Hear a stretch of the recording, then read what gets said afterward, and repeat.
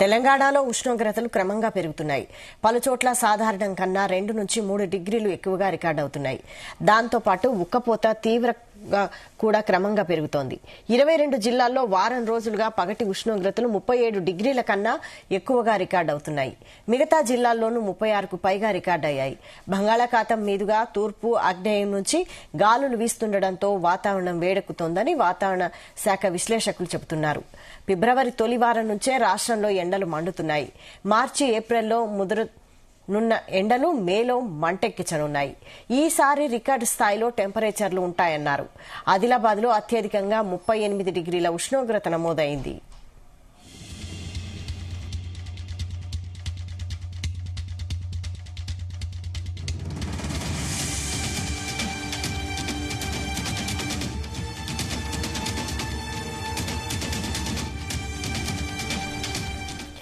ఇదే అంశంపై మరిన్ని డీటెయిల్స్ మా ప్రతినిధి రాజు పటేల్ అందిస్తారు. రాజు పటేల్, గుడ్ మార్నింగ్ వైశాలి.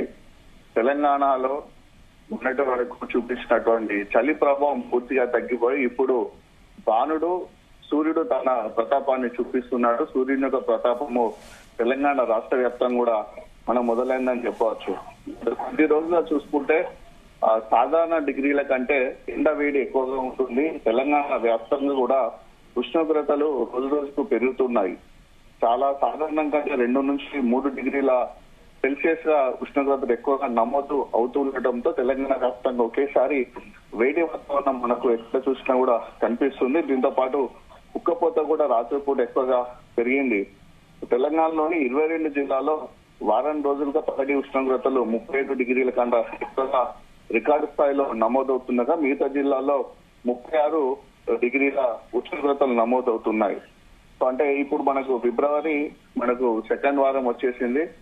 ఇప్పటికెళ్ళే కూడా ఎండలు ఇంత తీవ్రంగా ఉండటంతో అటు మార్చి ఏప్రిల్ మే నాటికి ఇంత 50 డిగ్రీలకు పైన కూడా ఉష్ణోగ్రతలు పెరిగే అవకాశం ఉందని కూడా అటు వాతావరణ శాఖ హెచ్చరిస్తున్న నేపథ్యం మనకు కనిపిస్తుంది. అయితే మొన్నటి వరకు చలి అంటే ఆదిలాబాద్ జిల్లాలో ఎక్కువగా మనకు అత్యల్పంగా ఉష్ణోగ్రతలు నమోదయ్యాయి. 5 డిగ్రీల వరకు కూడా ఆదిలాబాద్ జిల్లాలో ఉష్ణోగ్రత నమోదయ్యాయి. సో ఇప్పుడు ఆదిలాబాద్ జిల్లాలో అత్యధికంగా 38 డిగ్రీల ఉష్ణోగ్రత నమోదైంది.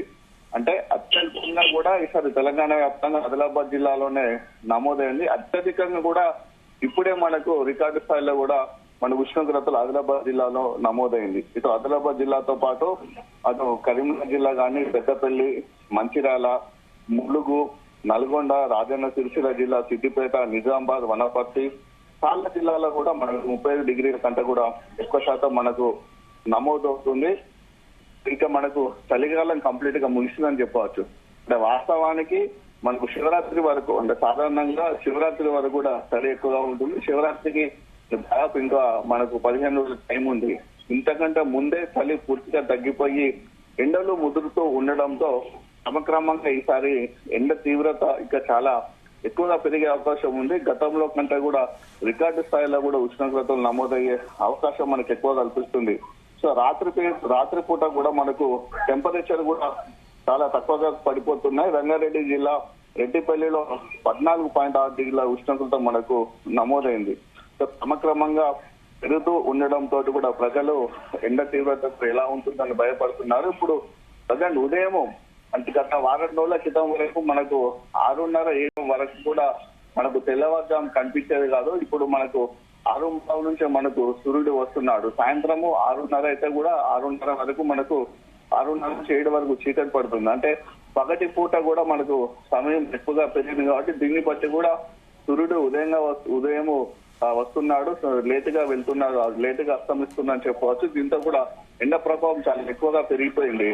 సో ఎండ ప్రభావం నుంచి మొదటి వరకు చలి తీవ్రతను తట్టుకోలేని ప్రజలు సడన్ గా టెంపరేచర్ ఎక్కువ కావడంతో కూడా ఇటు ఇబ్బందులు పడుతున్నారు. అంటే గత 5-6 రోజుల నుంచి జరుగుతున్నటువంటి మనకు వాతావరణ పరిస్థితులు, పెరుగుతున్నటువంటి టెంపరేచర్ యొక్క స్థితిని కనుక వాటి యొక్క మెజర్మెంట్ కనుక మనం చూసుకుంటే ఈసారి ఎండాకాలంలో ఎక్కువగా ఎండ ఉండే అవకాశం ఉంది. టెంపరేచర్ కూడా దాదాపు 50 డిగ్రీల పైన కూడా నమోదయ్యే అవకాశం ఉంది Vaishali. Right, thank you Raju.